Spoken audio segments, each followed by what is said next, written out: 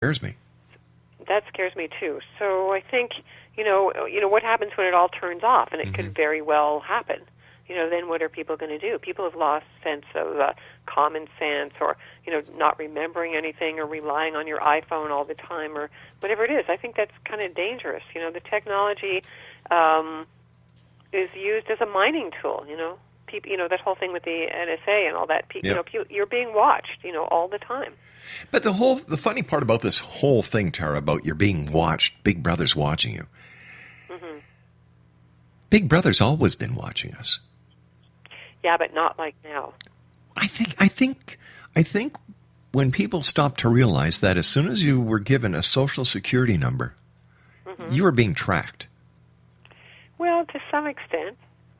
But now it's like every bit of information, you're on your phone, the GPS, that means that they track you. They know exactly where you are. You go on Facebook, they know where you are. They have everything streamed, all your bank accounts, your credit cards. Yep. They can find out anything about anybody. They monitor all the phone calls. I've known about that for a long time, so I'm not shocked about that. And they watch for signs that you're going to talk about something weird. And I think it's just gotten worse because they have that, the technology to be everywhere, to listen everywhere, I've always said, Tara, that if you have nothing to hide, you have nothing to fear. Yeah. No, and most ordinary people, they don't have anything really to hide. But the big thing is going to be cyber wars, like there is already, hackers, like that whole thing with Bitcoin, or, apparently there was just something from Russia. They just hacked, 1 billion security passwords. Well, not really. Not really. That was a hoax. That was a hoax? That was a hoax. In fact, okay. our Corey K from X-Zone Tech Zone last week exposed it as a total hoax. Oh, really? It was even CNN got yanked in by it. Oh, that's funny, eh? Yeah, but the thing is, that's also telling, like, you don't know what's real and what isn't. Or, of course, if you find it on the internet, it must be real, right? But what is real? That's a joke. Yeah, of course. Because my favorite saying is, one of my favorite sayings is that the internet is the largest septic tank that man ever created. Yeah, that's right. I know. So, it is a very strange time because, people, how do you know where to check this information up, and, the whole thing about people with conspiracy theories and, everybody throwing hate at each other. The thing I find interesting about the internet is how quick people are willing to blackmail you in public. Oh, big time. Like, I find that a really interesting phenomenon. Well, that's because they can hide behind the anonymity that the internet provides. Yeah. But it's very strange to watch people's shadows come out. Do you know what I mean? What I'm anxious to see is what will happen when all these kids who walk with their heads down, texting, they've got, they hold on to their little iPhone as if it's gold or if it's God. What's going to happen when they get out into the real world and they have to use verbal communications? Well, they don't really know how to communicate. They don't really know how to pick up body signals, body language. Do you know what I mean? Yeah. And I find that really disturbing. I have a teenage daughter, and, the kids are texting, and they're whatever, Instagramming or whatever, Snapchatting, whatever they do there. But they don't see each other. But I know what it feels like. I have friends on Facebook who I meet in person, but I've never met them until we somehow managed to meet for real. Do you know what I mean? So it's a very weird thing, and it's really easy to get sucked into that.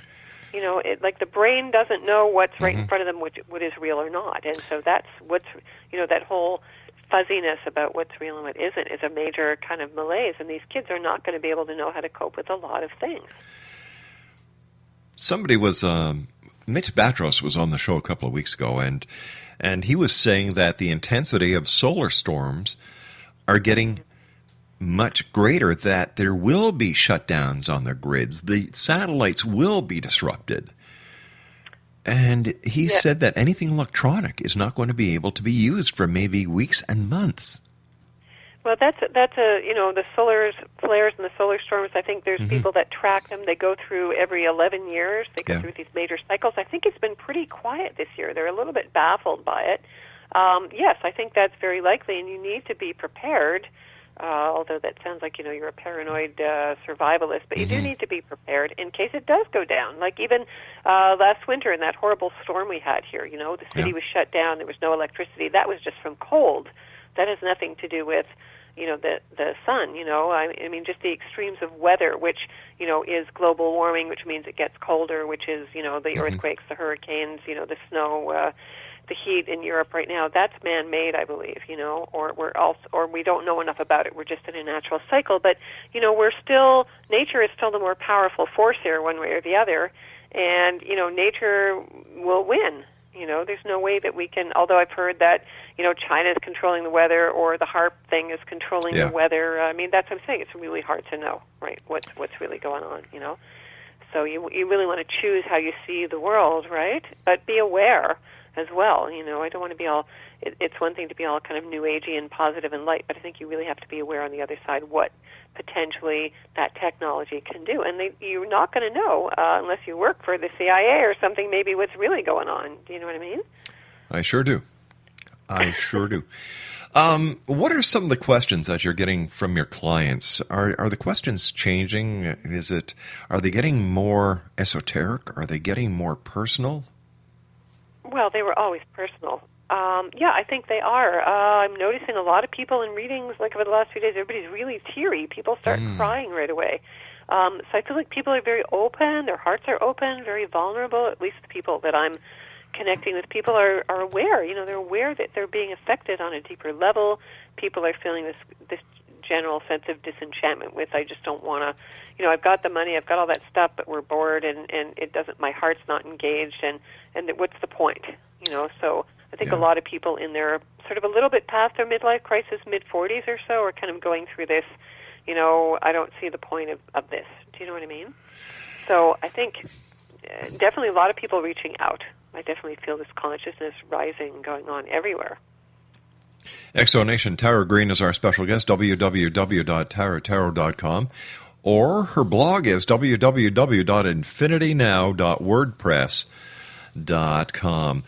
Have you been made aware of any serious changes in dream patterns? Because I know that you also deal with dreams and do dream interpretation.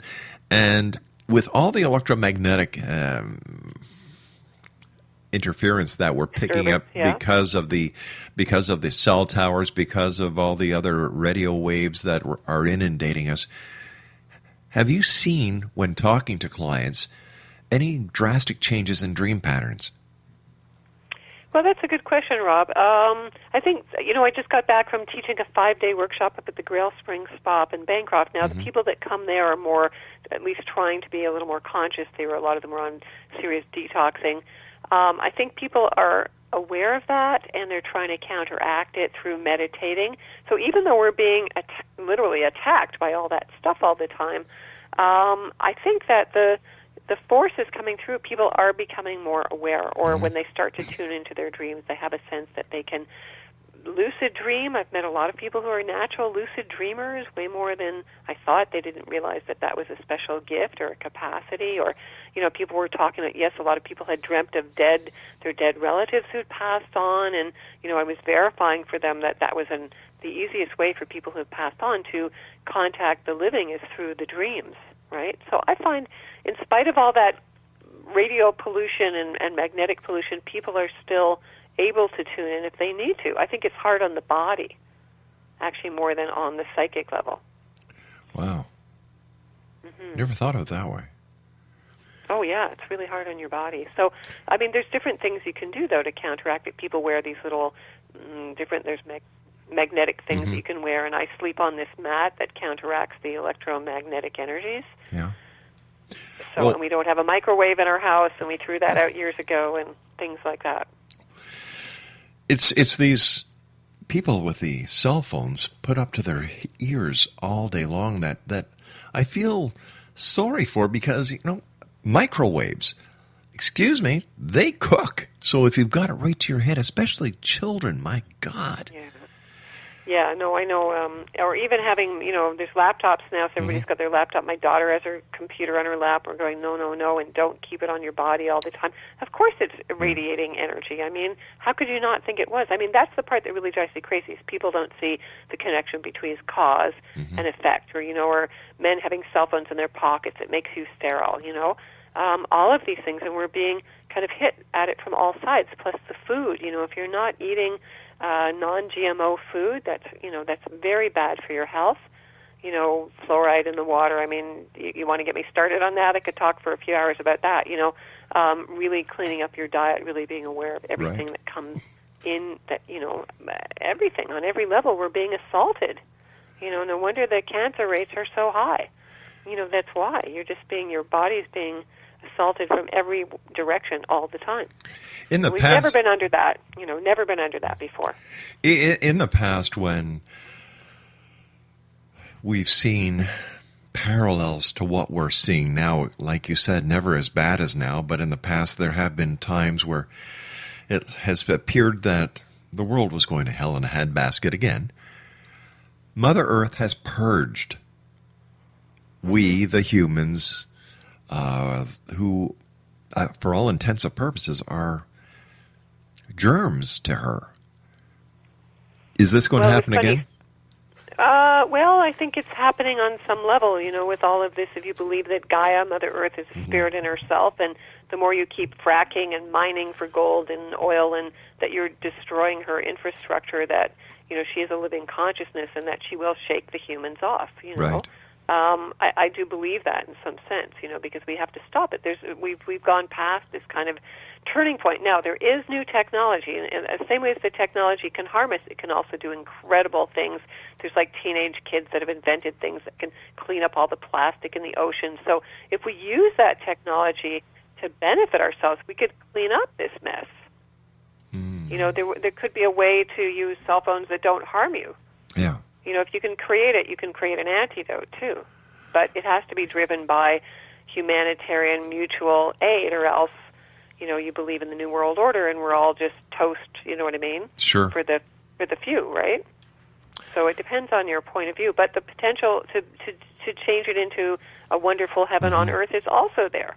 So I don't want to just all say it's doom and gloom, but you have to really kind of try and have a sense of what's going on. But I think it is more and more being run by a few very wealthy people who, pitch one side against the other. I think they're trying to mow down Putin there. I think they tried to. I'd heard that they were actually thought that it was Putin in that plane that got shot down over the Ukraine. His plane looked very similar, and it was on a parallel path, and they shot down the wrong plane. So... Strange times, Tara. Strange times, my dear friend.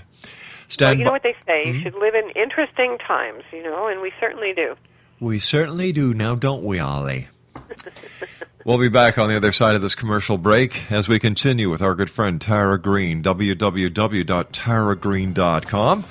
And her blog is www.infinitynow.wordpress.com. Tara and I return on the other side of this break. Don't go away.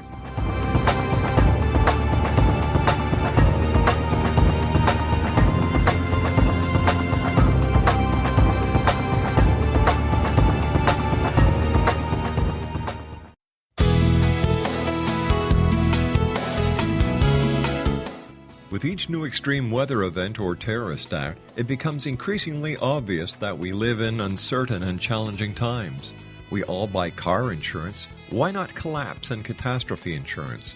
Matthew Stein, an MIT-trained engineer and green builder, has written 2 outstanding books to help people prepare, plan for, and deal with everything from minor situations lasting a few days to full-on collapse. Matt's first book, When Technology Fails, is a manual for self-reliance, sustainable living, and surviving the long emergency. This massive book covers the gamut from first aid and emergency preparedness to alternative healing, renewable energy, primitive living skills, and 18th century technologies that could be critical to your comfort and survival in a long-lasting crisis. Matt's second book, When Disaster Strikes, is a comprehensive emergency preparedness handbook and survival guide. When Disaster Strikes is an essential item for every family's go bag. Both books are available at all usual sources, There's a wealth of totally free information posted at whentechfails.com, and author-signed copies may be purchased at mattstein.com. That's www.whentechfails.com and www.mattstein.com.